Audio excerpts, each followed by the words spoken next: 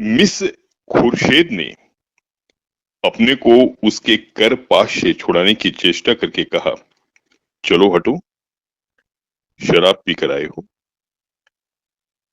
King ने उसे और चिमटा कर कहा, आज तुम्हें भी पिलाऊंगा प्रिय, तुमको पीना होगा। फिर हम दोनों लिपट कर सोवेंगे। नशे में प्रेम कितना सजीव हो जाता है, इसकी परीक्षा कर लो। मिस खुर्शेद ने इस तरह जुगनू की उपस्थिति का उसे संकेत किया कि जुगनू पर नजर पड़ जाए, पर किंग नशे में मस्त था, जुगनू की तरफ देखा ही नहीं। मिस खुर्शेद ने रोष के साथ अपने को अलग करके कहा, तुम इस वक्त आपे में नहीं हो, इतने उतावले क्यों हुए जाते हो? क्या मैं कहीं भागी जा रही हूं? किंग, इतने दिनों से चोरों की तरह आया हूं, आज से मैं खुले खजाने आऊंगा। खुर्शीद, तुम तो पागल हो रहे हो, देखते नहीं हो कमरे में कौन बैठा हुआ है?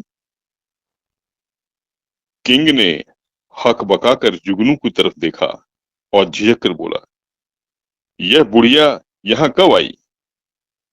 तू यहाँ क्यों आई बुढ़ी, शैतान की बच्ची, यहाँ भेद लेने आती है, हमको बदनाम करना चाहती है? मैं तेरा गला घोंट दूंगा। ठहर, भागती कहाँ है? मैं तुझे जिंदा न छोड़ूंगा। जुगनू बिल्ली की तरह कमरे से निकली और सिर पर पांव रखकर भागी। उधर कमरे से कह कहे उठ उठ कर छत को हिलाने लगे।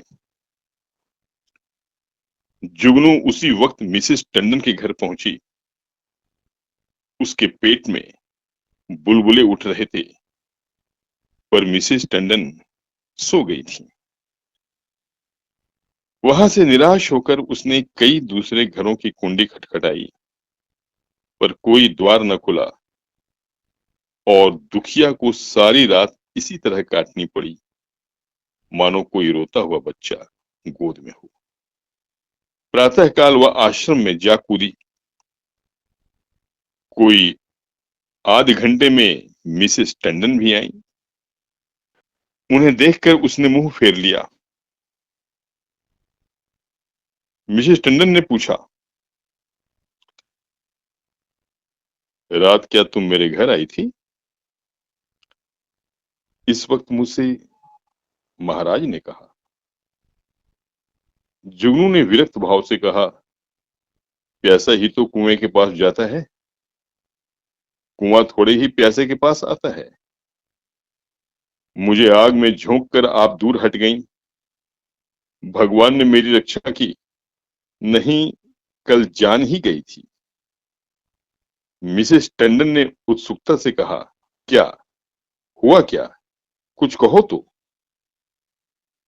मुझे तुमने जगह क्यों न दिया?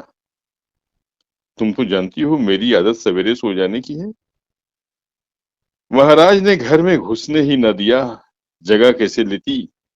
आपको इतना तो सोचना चाहिए था कि वह वहां गई है तो आती होगी। घड़ी भर बाद ही सोती तो क्या बिगड़ जाता? पर आपको किसी की क्या परवाह। तो क्या हुआ, मिस खुर्शेद मारने दौड़ी? वह नहीं मारने दौड़ी, उनका वह खसम है, वह मारने दौड़ा। लाल आंखें निकाले आया और मुझसे कहा, निकल जा। जब तक मैं निकलूं तब तक हंटर खींचकर दौड़ ही तो पड़ा। मैं सिर पर पांव रखकर न भागती तो चमड़ा उधेड़ डालता और वह रांड बैठी तमाशा देखती रही। दोनों में पहले से सधी बदी थी। ऐसे कुलटाओं का मुंह देखना पाप है। बेसवा भी इतनी निर्लज्ज न होगी। जरा देर में और देवियां आ पहुंची। यह वृत्तांत सुनने के लिए सभी उत्सुक हो रही थी। जुगनू की कैंची अविश्रांत रूप से चलती रही। महिलाओं को इस वृत्तांत में इतना आनंद आ रहा था कि कुछ न पूछो।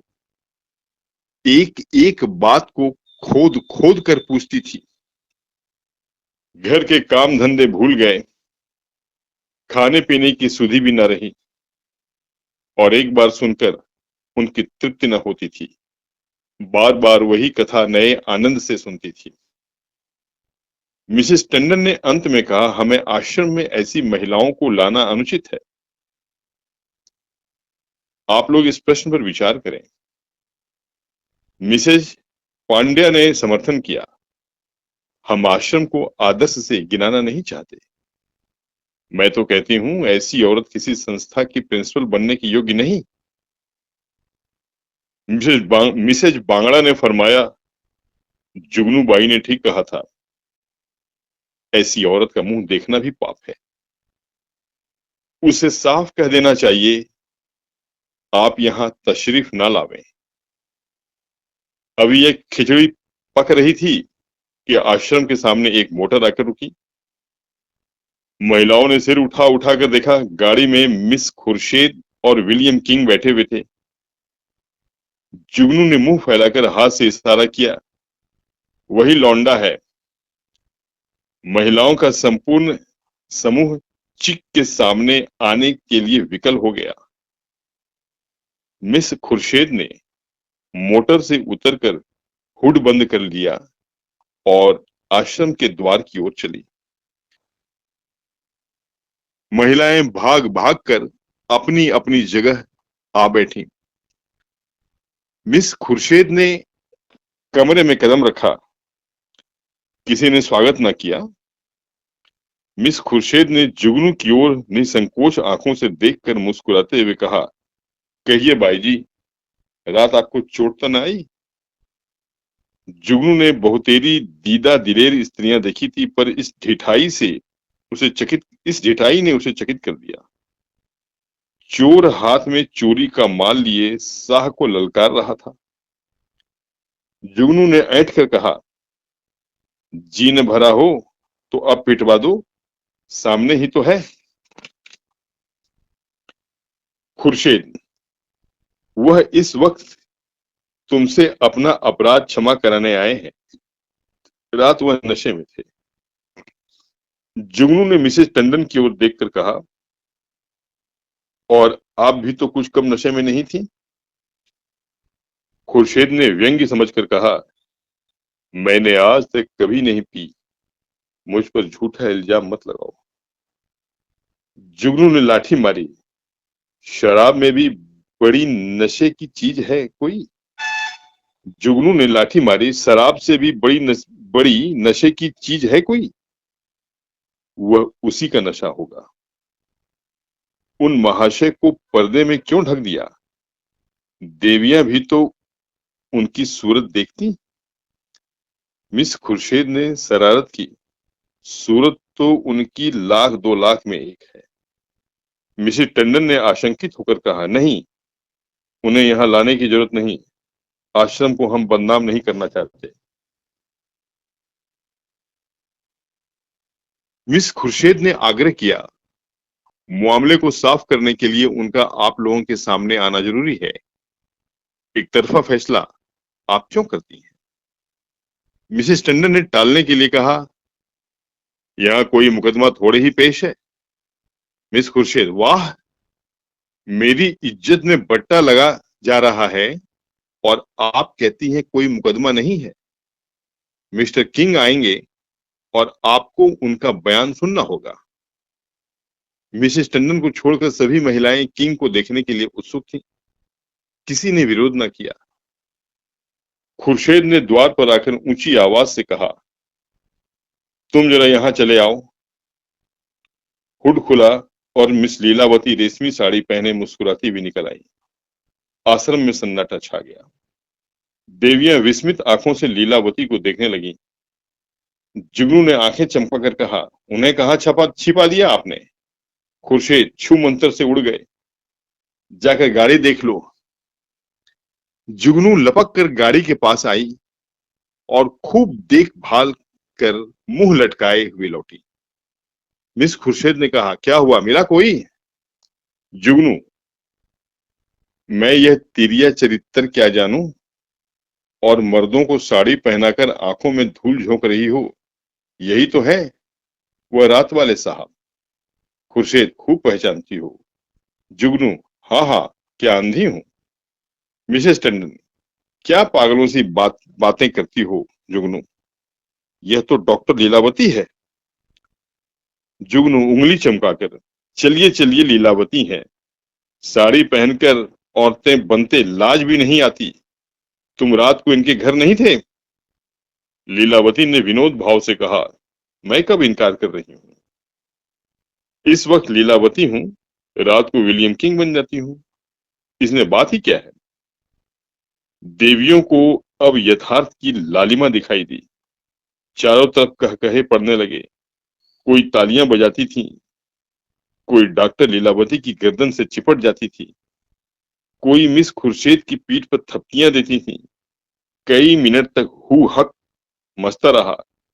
जुगनू का मुंह उस लालिमा में बिल्कुल जरा सा निकल आया। जवान बंद हो गई। ऐसा चरका उसने कभी न खाया था, इतनी जलील कभी न हुई थी। मिसेज मेहरा ने डांट बताई, अब बोलो दाई, लगी मुंह में काली की नहीं। मिसेस बांगड़ा इसी तरह सबको बदनाम करती है। लीलावती, आप लोग भी जो आप लोग लीलावती, आप लोग भी तो जो यह कहती हैं उस पर विश्वास कर लेती हैं। इस हरबोंग में जुगनू को किसी ने जाते न देखा। अपने सिर पर यह तूफान उठते देखकर उसे चुपके से सड़क जाने में ही अपनी कुशल मालूम हुई। पीछे के द्वार से निकली और गलियों गलियों भागी। मिस खुर्शीद ने कहा, जरा उससे पूछो मेरे पीछे क्यों पड़ गई थी। मिसेस टंडन ने पुकारा, पर जुगनू कहा। तलाश होने लगी, जुगनू गायब। उस दिन से शहर में फिर किसी ने जुगनू की सूरत नहीं देखी। आश्रम के इतिहास में यह मामला आज भी उल्लेख और मनोरंजन का विषय बना हुआ है।